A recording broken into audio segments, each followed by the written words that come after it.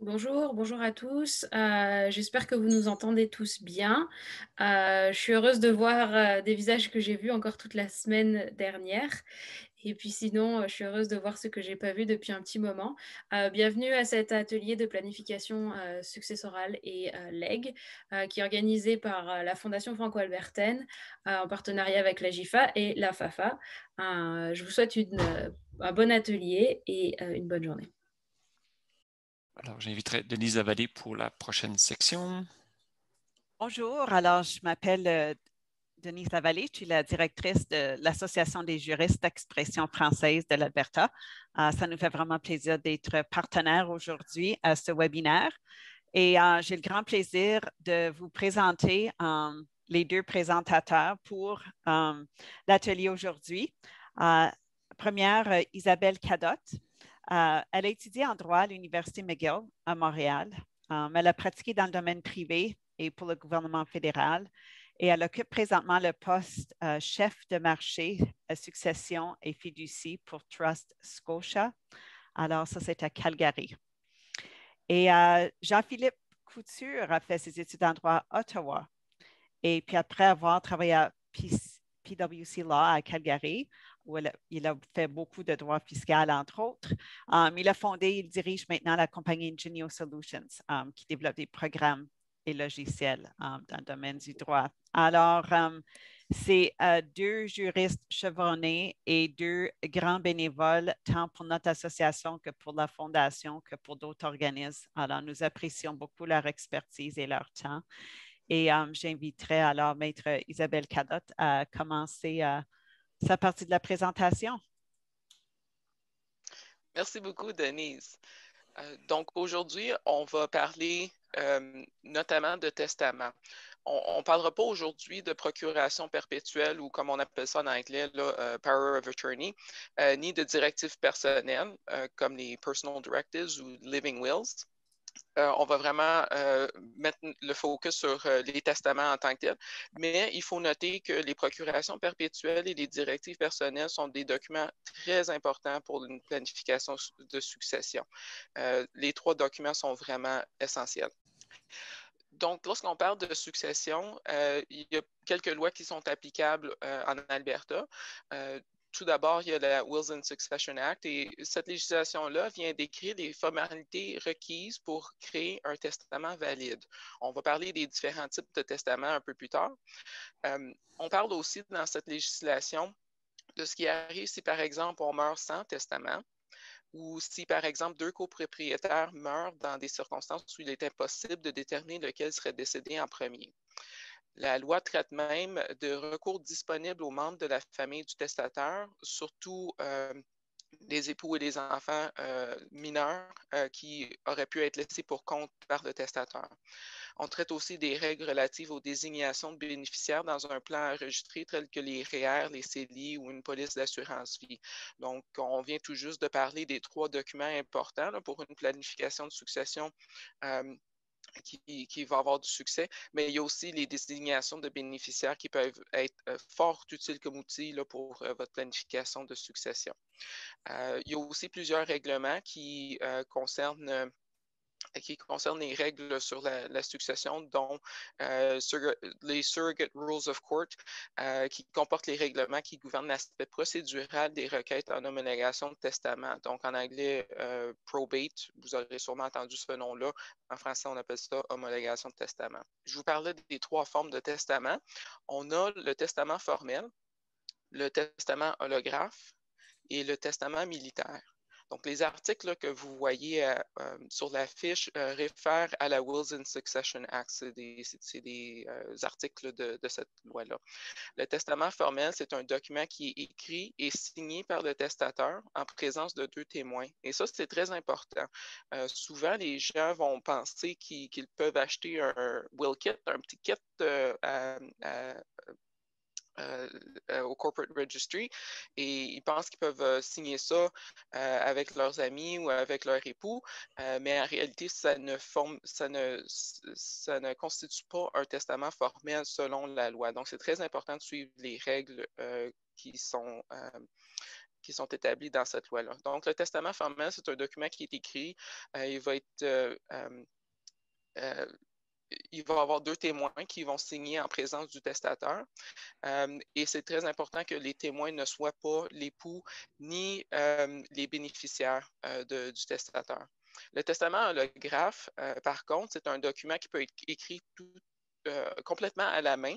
Donc, c'est le testateur lui-même qui va écrire son testament sur une feuille de papier avec un crayon et va signer et dater ce testament-là. C'est un testament qui est aussi valide, mais évidemment, concernant les règles de preuve, ça peut être un petit peu plus difficile à prouver que c'est bel et bien le testament de cette personne-là. Et finalement, il y a un testament militaire qui est disponible pour les gens qui sont membres des forces canadiennes, de la Marine royale, de l'Armée canadienne ou de l'Aviation royale canadienne. Donc, c'est surtout des testaments qui peuvent être utilisés lorsqu'on est dans une situation de guerre ou là où il est impossible de rencontrer les formalités d'un testament formel. Denise, tu avais un sondage pour nous.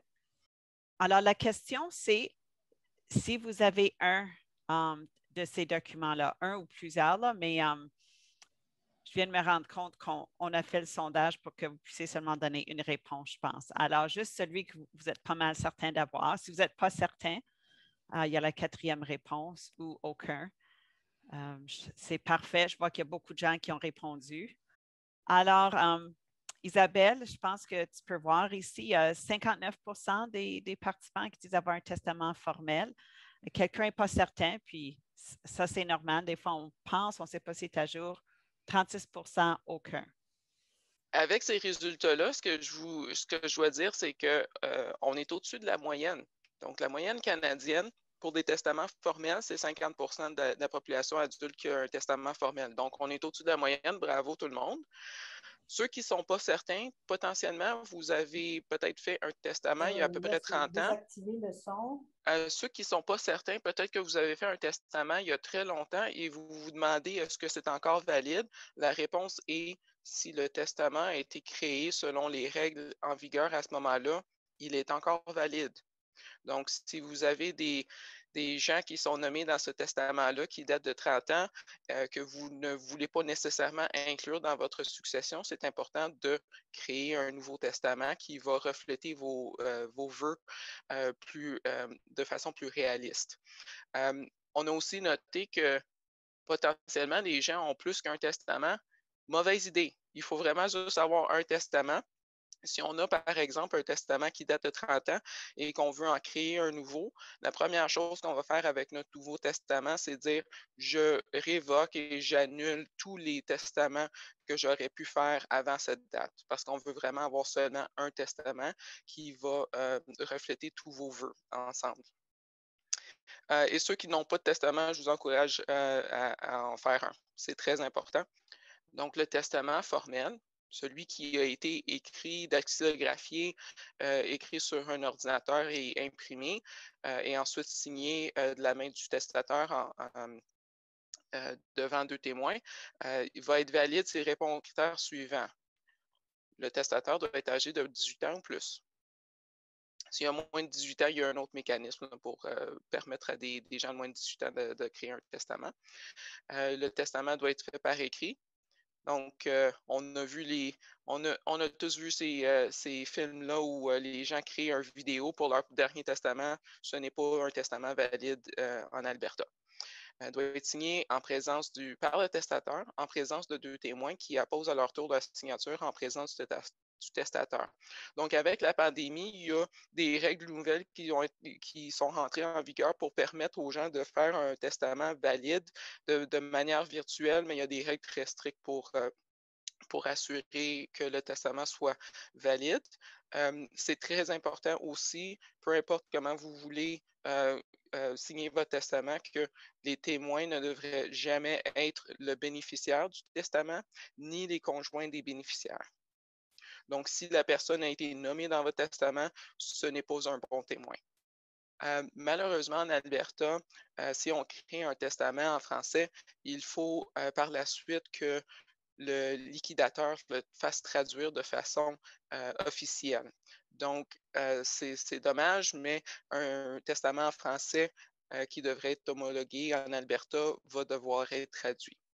Le contenu du testament doit toujours inclure le titre, le nom du testateur. Comme je mentionnais plus tôt, il faut révoquer le testament antérieur pour éviter des confusions là, entre les vœux que vous auriez pu avoir dans le passé. On désigne aussi un exécuteur testamentaire et un exécuteur testamentaire substitut. On va aussi potentiellement faire des dons spécifiques. Donc, des bons exemples de dons spécifiques, c'est potentiellement une somme d'argent qui va être allouée à une œuvre charitable. Ça peut aussi être une œuvre d'art ou un autre bien que vous voulez donner à une personne spécifique.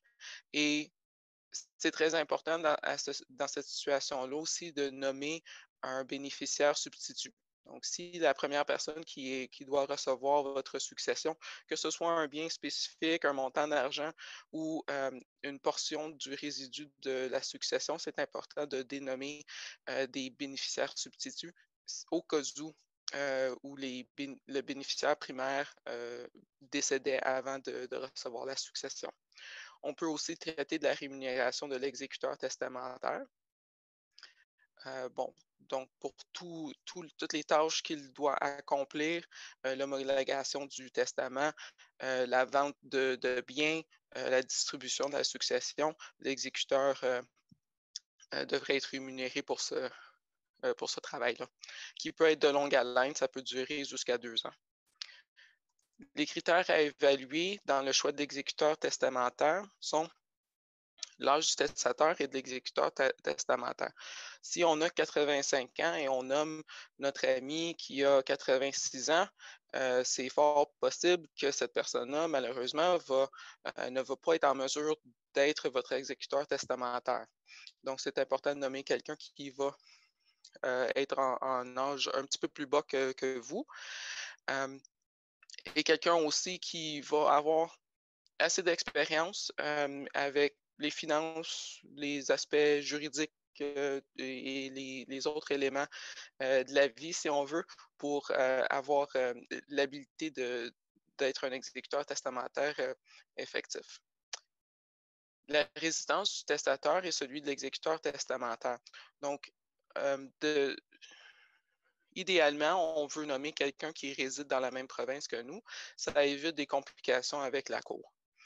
Il y a une caution qui est habituellement exigée si l'exécuteur ne réside pas en Alberta. Si l'exécuteur réside hors du Canada, ça peut aussi créer des retombées, des conséquences fiscales pour la succession. Donc, quelqu'un au Canada est meilleur que ça, quelqu'un qui est en Alberta. Le type de relation entre le testateur et l'exécuteur testamentaire. Donc, l'exécuteur testamentaire doit être une personne qui peut agir de manière professionnelle, peut garder son calme dans des situations complexes et difficiles. Quelqu'un aussi qui a une relation relativement bonne avec les bénéficiaires pour éviter des conflits potentiels. Et évidemment, il faut avoir la discussion avec l'exécuteur d'avance avant de le nommer dans son testament pour s'assurer qu'il est en mesure et qu'il veut prendre ce rôle-là pour vous. On veut aussi prendre en considération les biens à transférer. Donc, s'il y a beaucoup de complexité dans votre succession, que ce soit des biens immobiliers qui sont situés à l'extérieur de l'Alberta ou à l'extérieur du Canada, ou si on parle de plusieurs bénéficiaires qui sont à travers le pays ou le monde, ça peut aussi créer certaines complexités. Si on a, par exemple, une compagnie qui est opérante, ça peut encore créer certaines complexités si l'exécuteur testamentaire ne comprend pas très bien comment s'occuper de ce genre de biens-là, c'est peut-être pas la bonne personne pour vous. Il y a plusieurs éléments, évidemment, à considérer lorsqu'on crée un testament. Il faut considérer votre situation conjugale. Donc, tout d'abord, si vous êtes marié légalement, en Alberta, il y a une loi qui s'appelle le Dower Act qui dit que si vous êtes le seul propriétaire de votre maison matrimoniale,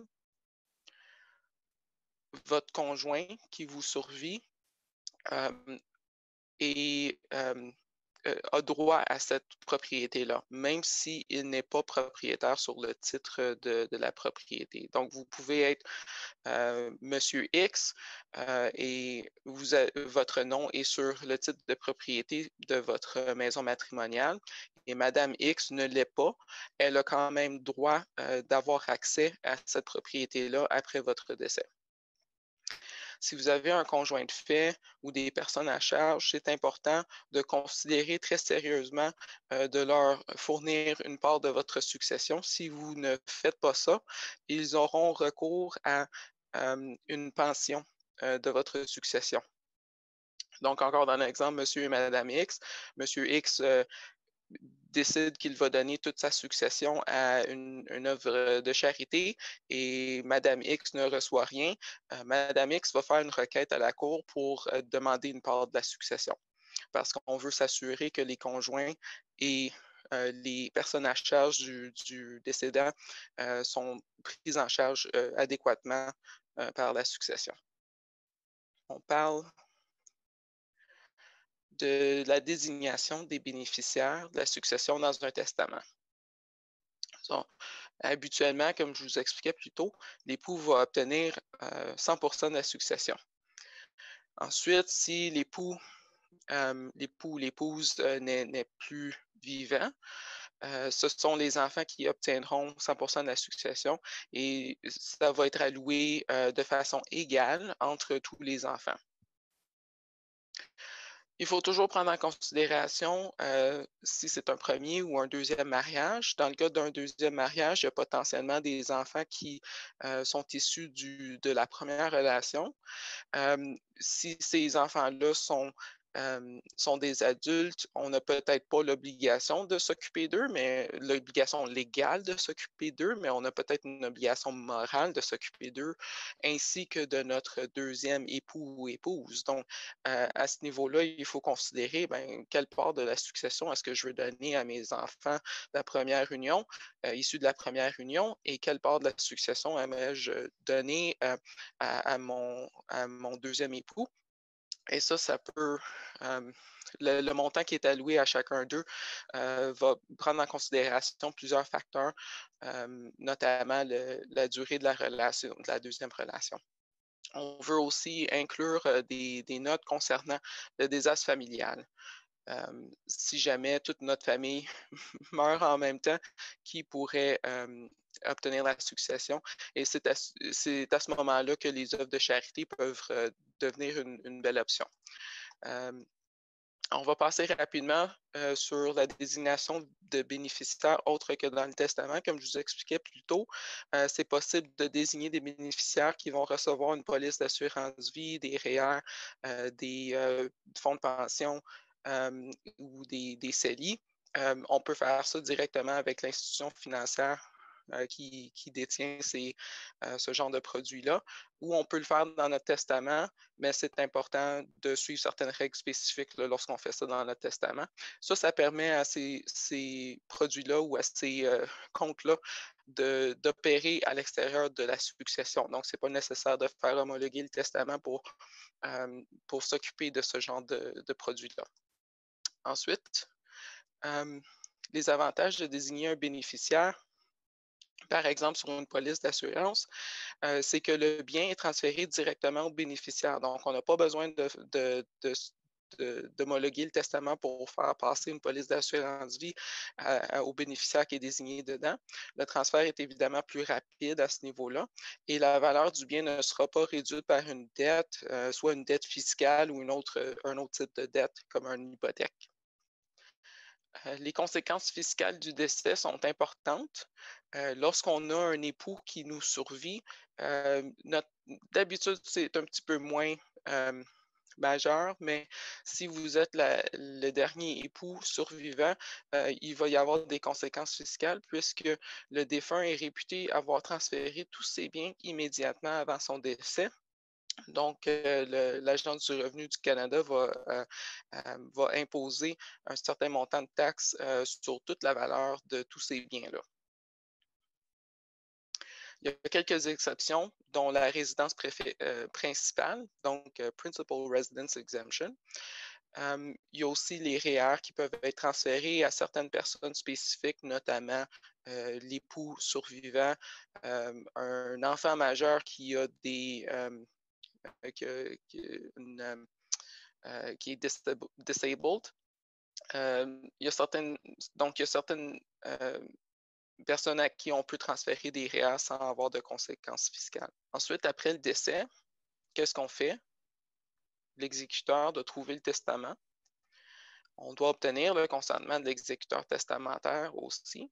Si l'exécuteur n'est pas en mesure d'agir dans ce rôle-là, on doit ensuite consulter avec l'exécuteur substitut et voir si cette personne-là est en mesure de prendre en charge la succession. On doit aussi déterminer si le testament doit être homologué. Donc, ce n'est pas dans tous les cas où le testament doit être homologué, mais si on a, par exemple, une propriété qui est dans le seul nom du défunt, il faut immédiatement homologuer le testament. Si vous voulez plus d'informations, je vous invite à consulter le Centre albertain d'information juridique. Merci. Merci beaucoup, Isabelle. Très informatif, très intéressant. Si vous avez des questions, n'hésitez pas à les noter dans la boîte de discussion ou de chat et on pourra les poser à la suite de la prochaine partie de la présentation. J'invite maintenant Jean-Philippe Couture à faire la présentation au niveau des dons testamentaires. Merci, Joël. Donc, Isabelle vient de mentionner qu'au moment du décès, il y a des dispositions qui se passent, il y a de l'impôt qui est à payer. Une des bonnes manières de réduire cet impôt-là, puis aussi de laisser un impact, c'est de faire des dons. Je me souviens, quelques années, il y avait un client qui m'avait dit son partenaire en affaires, son premier partenaire en affaires, c'était le gouvernement parce qu'il lui donnait 50 % de tout ce qu'il faisait. Bien, moi, je vous dirais que votre partenaire en œuvre de charité ou en don de charitable, c'est aussi le gouvernement parce qu'il peut aller jusqu'à, même dans certains cas, plus haut que 50 % de vos dons. Il va aider votre succession à réduire vos impôts. Donc, c'est un bon temps pour réfléchir à des legs à ce moment-là. Puis les legs, faire des dons qui font comme une différence. Il y a d'autres valeurs associées aux dons, par exemple, comme on dit ici, on a marqué que faire un don à vous-même selon les valeurs ou vos croyances, puis diriger vers une œuvre qui vous tient à cœur, pour laquelle vous avez été impliqué tout au long de votre vie. C'est un bon, comme je disais tout à l'heure, c'est un bon moment de faire des dons au niveau des impôts. L'espérance de vie en 2015 était de 82,14 ans, elle ne cesse de croître. La question souvent qu'on se pose, c'est quand vous décédez à 82 ans, est-ce que vos enfants ont besoin de ces fonds-là normalement ou est-ce que vous pouvez aussi en rediriger vers une œuvre qui va vous tenir à cœur tout au long de votre vie? Donc, ici, on a un exemple de M. Généreux qui décide faire un leg à la Fondation afin d'éliminer l'impôt qu'il aura payé à sa mort. Le capital qu'il va donner, il va aller vers un fonds qui est le fonds de M. Généreux, qui est dirigé par M. Généreux. Donc, l'exemple qu'on a ici, on avait M. Généreux, quand au moment de ses décès, il avait 100 000 en argent comptant, 100 000 en REER. Et comme Isabelle vous a mentionné, les REER sont de façon générale 100 % imposables au moment du décès, sauf dans le cas d'un transfert à un conjoint. Puis il y avait aussi des titres cotés en bourse. Alors, si on réalise tout l'impôt payé là-dessus, M. Généreux paierait, ou la succession de M. Généreux paierait 39 000 au moment de son décès pour les FER et les REER, et un autre 15 600 là, pour les titres cotés en bourse, essentiellement là, des gains en capitaux là, à ce moment-là réalisables au moment de son décès. L'argent imposable, il n'y a pas d'impôt sur la succession là-dessus. Les actifs du REER sont imposables parce que c'est comme de l'argent avant impôt. Donc, quand vous retirez de l'argent de vos REER, vous payez de l'impôt dessus. C'est le même principe qui s'applique au moment de vos décès. Il y a une exception que je disais tout à l'heure, là, quand vous les transférez au conjoint. Autre que ça, c'est 100 % imposable à ce moment-là. Puis souvent, le taux d'imposition est plus haut parce que vous les retirez. La balance de tout ce que vous retirez est retirée à un certain moment d'année, dans un moment, au moment de votre décès. Donc, c'est souvent le taux d'imposition plus haut qui prévaut. 50 % du gain capital sur les titres cotés en bourse. Donc, si vous avez un gain capital de 100 $, il y en a 50 qui est imposable au taux normal. Donc, ça, c'est ça. Si vous avez, il y a un bénéfice dans la loi de l'impôt qui dit aussi, si vous avez transféré des actions en bourse, à ce moment-là, le gain capital n'est pas imposable. Puis en plus de ça, on va voir tantôt, vous allez avoir un reçu de don de charité en plus, ou vos associations vont avoir un reçu de don de charité. Fait que le gain potentiel, c'est non seulement l'impôt, mais c'est plus que l'impôt à ce moment-là. Donc, les gens, souvent, on regarde ça, on dit, bon, ben, combien pensez-vous que la succession recevra en moins si un don est fait à partir des titres cotés en bourse pour éliminer l'impôt payé de 54 600? Ça, c'est l'exemple qu'on parlait tantôt de M. Généreux. Donc, c'est un petit sondage. Je vais demander, je pense que c'est Denise qui va... Oui, OK. Je vais lancer le sondage. Vous pouvez deviner si vous n'êtes pas certain, c'est combien pensez-vous que la succession recevra en moins si un don est fait à partir de ces titres cotés en bourse pour éliminer l'impôt à payer de 54 600? Vous vous rappelez que le don au total, je pense que c'était 84 000. Donc, on avait 100 000 54 600 et 29 400. La réponse, c'est 29 400. Donc, si on passe à l'exemple suivant, si on le fait à titre comparatif, par exemple, comment la succession se retrouverait si aucun don n'est fait? Bon, les héritiers recevraient 245 400 et Revenu Canada recevrait 54 600. Option 2, ce serait 84 000 $ en dons à la Fondation provenant des titres cotés en bourse. À ce moment-là, les héritiers recevraient le 29 400 de moins qu'on a parlé tantôt, donc 216 000. Revenu Canada ne recevrait rien et la communauté recevrait 84 000 $. Donc, vous voyez la différence ici qui est faite par le fait que vous n'avez pas d'impôt sur le gain capital au moment du décès. Puis en plus de ça, vous recevez un crédit de don de charité de 54 000 $. Un crédit de don de charité de 50 % en plus. Donc, la communauté hérite de 84 000. La Fondation remettra des bourses provenant de M. Généreux chaque année, et ça pour toujours. Parce que la Fondation, on distribue en réalité juste une partie de l'intérêt. Le montant est conservé dans le temps et on distribue simplement une partie de l'intérêt. Les héritiers vont recevoir 29 400 de moins, mais ils auront le sentiment que M. Généreux continue à soutenir les causes qui lui tenaient à cœur. Donc ça c'est l'aspect, c'est le côté cœur du don de charité. Un legs peut être fait à n'importe quel organisme de bienfaisance enregistré pour profiter de ces avantages fiscaux-là. Donc, vous pouvez diriger votre legs à un fonds qui est déjà existant, comme par exemple le fonds de la FAFA. Vous pouvez aussi, puis vous voyez ici, on voit un exemple ici, le fonds en 2020 qui était rendu à près de 80 500 $. Vous pouvez créer un fonds pour votre legs également, qui est de votre côté, créer s'il y a une chose qui vous tient à cœur. Par exemple, l'exemple de Florent Rijavec, qui avait donné 80 000 $ à la Fondation en 2014. Qu'il y a eu, à chaque année, on parle du don que M. Rijavec a fait. C'est les bénéfices de ce don-là qu'on parle toujours. Donc, l'exemple de cycle de vie de la philanthropie, un philanthrope doit s'adapter à la réalité que vous viviez.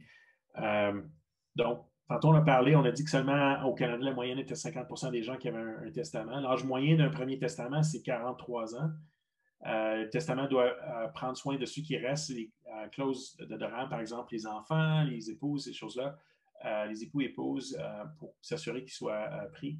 De 50 à 65 ans, les enfants, vous n'avez plus d'enfants à charge, généralement, à moins que vous les ayez eu un petit peu plus vieux que les autres. C'est le temps souvent de refaire un deuxième testament ou de mettre à jour son testament, je devrais dire, pas d'en faire un deuxième parce qu'on ne veut pas en avoir des dizaines, comme disait Isabelle, si bien Isabelle plus tôt. Peut-être qu'une police d'assurance vie qui n'est plus nécessaire, par exemple. On voit ça souvent, par exemple, des gens qui sont en affaires, qui avaient pris une police d'assurance vie pour acheter un associé ou se faire racheter par l'associé si il arrivait quelque chose. À ce moment-là, la business est vendue, ils ont encore la police d'assurance vie. Qu'est-ce qui se passe avec? Même chose, 55 à 70 ans. On parle souvent d'une vente d'entreprise, les gens qui étaient en affaires, une prise de retraite pour ceux qui étaient salariés. C'est peut-être un bon moment de considérer créer un fonds pour faire un don majeur à partir de ce moment-là. 60 à 75 ans, la vente de la résidence principale ou secondaire. peut-être un bon moment pour considérer créer un fonds et faire un don majeur encore une fois. 71 ans, bien, à ce moment-là, vous avez toute la réalité qui arrive, qui est le transfert des REER en fer, où est-ce que vous êtes obligé de sortir un montant chaque année.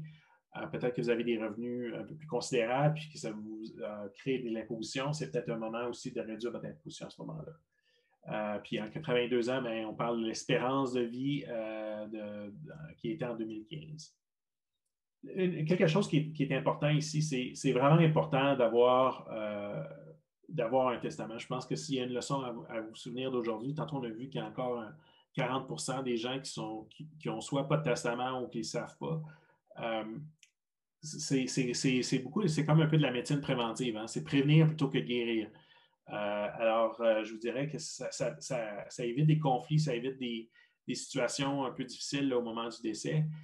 Puis souvent aussi, ça évite des applications qui ne sont pas nécessaires, des coûts engendrés par la succession, pour essayer de trouver des documents, refaire un peu l'histoire, savoir qu'est-ce qui s'est passé. Donc, d'avoir ces choses en ordre et d'avoir un bon testament, c'est toujours une bonne idée.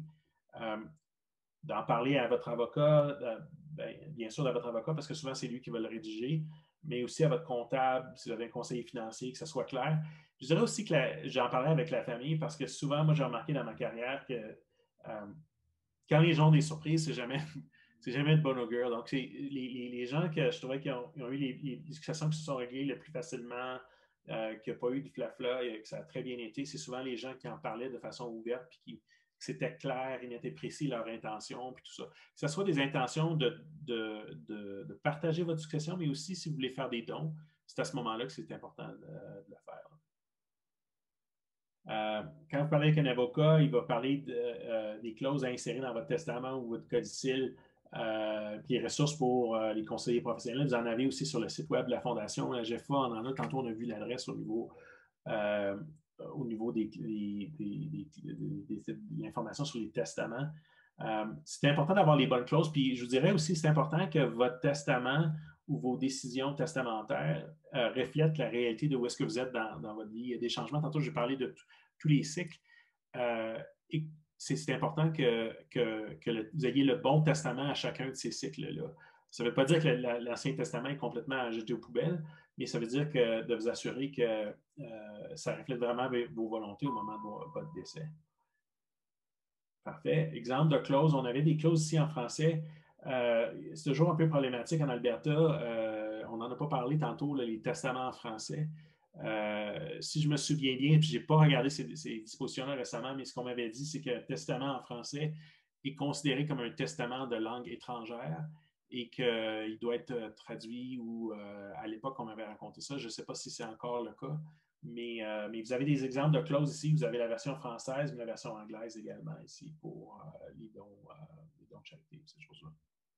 Pourquoi donner? Bien, contribuer au succès d'un organisme qui vous est cher, contribuer, je vous dirais même aussi à une cause qui vous est chère, soutenir une cause qui vous tient à cœur, honorer une personne que vous respectez, remettre à la collectivité ce qu'elle vous a rapporté, inculquer à vos enfants et petits-enfants l'importance de donner. Ça, c'est vraiment intéressant. Ça peut devenir une belle activité, je dirais, familiale à chaque année. Quand les gens commencent à donner, créer un fonds, d'aller remettre une bourse, puis de voir concrètement à quoi ça sert ou comment ça a changé une personne, le parcours d'une personne. Le crédit d'impôt, comme tantôt je vous disais, le gouvernement est votre partenaire silencieux. Il vous prend 50% de vos revenus, mais il peut aussi vous en redonner quand c'est le temps de faire des dons de charité. Puis aussi, simplement parce qu'aider, ça fait du bien. Le gouvernement peut choisir de quelle façon on laissera ce que l'on laissera après nous pourra faire une différence. Si on ne fait pas nos choix, d'autres le feront pour nous. Ça, c'est vrai. Ça, c'est vraiment, je vous dirais, puis c'est vrai dans tout. C'est pas seulement dans les dons de charité, c'est vrai dans votre testament également. Parce que si vous n'avez pas un testament clair et des volontés claires, ben, vous laissez vos proches un peu à tatillon, à essayer de faire des approximations de ce qui était vos volontés. Où trouver l'information, un peu quand on a parlé, on a vu le site de la GEFA, mais il y a aussi le site de la Fondation concernant les dons. Donc, je vous invite à communiquer avec la Fondation si vous avez des questions. Merci beaucoup, Jean-Philippe. Très informatif également. Je ne sais pas, on avait certaines questions. Je ne sais pas si, Denise, tu as des questions que tu aimerais partager. Moi, j'en ai une ou deux que j'ai reçues aussi. Oui, peut-être, vas-y, Joël. Ben, une des premières que j'avais, c'est pour Isabelle. Isabelle, tu disais, tu mets 2 exécuteurs. Moi, je suis curieux de savoir s'il y a plus, si les 2 exécuteurs ne sont pas en mesure de faire le travail, qu'est-ce qui se passe à ce moment-là? Est-ce qu'on a une idée? Il y a possibilité. Donc, c'est pour ça que la Wills and Succession Act est très utile parce qu'elle parle de cette situation-là. Donc, il va y avoir un ordre, une liste de personnes dans votre famille qui vont avoir un ordre de priorité. Donc, si les 2 exécuteurs testamentaires, le primaire et le substitut, ne sont pas en mesure d'agir à ce titre-là, on va référer à la loi pour la prochaine liste de personnes dans l'ordre de priorité. Si ces gens-là ne sont pas disponibles, s'il y a vraiment personne qui est disponible, on va ensuite référer à l'Office Office of the Public Trustee and Guardian. Donc, ça, c'est un organisme du gouvernement provincial qui s'occupe de succession qui n'ont pas d'exécuteur. Donc, ce serait cet organisme-là qui deviendrait l'exécuteur s'il n'y a vraiment personne d'autre dans votre famille de disponible. Excellent, merci. Une question pour Jean-Philippe. Est-ce que, quand on parle de dons, quels sont les avantages et les inconvénients de donner un pourcentage de notre succession par rapport à donner un montant fixe? Un pourcentage de votre succession, ça va évoluer selon votre succession. C'est que si votre succession, par exemple, une année comme cette année, si vous seriez décédé, par exemple, disons, au mois de janvier, et puis votre liquidateur a la malchance de tout liquider vos actifs au début d'avril, votre succession aurait baissé, donc la valeur, l'importance du don aurait augmenté. Donc, si vous vous dites plutôt un pourcentage à ce moment-là, ça demeure fixe. Je vous dirais que ça donne une certaine flexibilité. Puis ça, c'est une bonne question. L'autre chose que je dirais aussi, qui est lié à ça, ce n'est pas nécessairement le pourcentage, mais c'est aussi de donner à l'exécuteur un peu le choix dans le testament de décider qu'est-ce qu'il donne comme actif. Tantôt, on a parlé, l'exemple que je vous ai donné, moi, c'était on donnait des actions. Ben, si vous diriez, je donne un montant en argent, mais c'est spécifique ou un actif précis, à ce moment-là, vous limitez votre exécuteur. Alors que si vous dites, ben, vous pouvez faire un don, mais de la manière qui est la plus efficace possible pour la succession, l'exécuteur peut organiser le don puis prendre les actifs, donner les actifs qui font le plus de sens pour réduire l'impôt à ce moment-là, comme des actions, par exemple. Excellent, merci. J'ai une autre question. Déjà, on va voir des gens, ils vont dire, je vais donner le produit de mon assurance vie. Ben, ça limite un peu ce qui peut être fait aussi par là de ce côté-là. Merci bien. J'ai une autre question. Dans le cas de conjoints de fait, après combien de temps de vie commune les conjoints sont-ils considérés comme des gens dûment mariés ou fin de la loi successorale? 3 ans. 3 ans. Fait que si après 2 ans et demi, vous êtes plus sûr de votre conjoint, c'est le temps de le laisser. C'est un petit peu plus compliqué que ça, mais la règle générale, c'est à peu près 3 ans. Donc, on est considéré comme Adult Interdependent Partners après 3 ans de vie commune, ou même avant ça, si on a signé une entente de cohabitation ou si on a un enfant en commun. Mais ça, c'est la règle générale. Et puis, concernant le montant qu'un conjoint de fait pourrait recevoir de la part de la succession, c'est là que tous les facteurs vont venir en considération par la Cour, notamment la durée de vie commune, l'interdépendance financière et puis plusieurs autres facteurs comme ça. Donc, c'est pas comme si après 3 ans de vie commune, votre conjoint de fait va recevoir toute votre succession si vous mourrez, mais c'est environ cette quantité-là de temps qui va prendre effet. Une chose qui est peut-être intéressante par rapport à ça, c'est que Isabelle, tantôt, elle a parlé de la loi. Puis tout ça. La loi, il y a eu des bons changements. La loi a passé en 2010, mais je pense que c'est rentré en vigueur en 2012, Isabelle? Oui, ouais, c'est ça. Alors, si vous avez des testaments qui ont été faits avant 2012, c'est peut-être pas une mauvaise idée de les sortir, un peu les dépoussiérer, puis regarder, peut-être demander à quelqu'un, un avocat, de le regarder, voir qu'est-ce que ces changements-là peuvent avoir eu comme impact sur votre testament aussi. Puis c'est complètement différent au fédéral avec les taxes, avec les impôts. Je pense que c'est 1 an au fédéral, hein, pour être considéré comme... Oui, pour les impôts, oui. Pour la donation de conjoint de fait, oui. Merci beaucoup, c'est très intéressant.